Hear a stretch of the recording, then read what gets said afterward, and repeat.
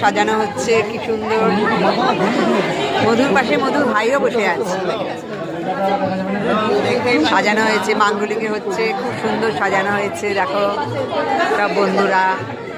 এখন এখানে ভাজাগুলো রয়েছে, ভাজাগুলো এখনো সাজানো হয়নি। এখনো ভাজাগুলো সাজানো হয়নি বন্ধুরা, এখনো সাজানো কমপ্লিট হয়নি।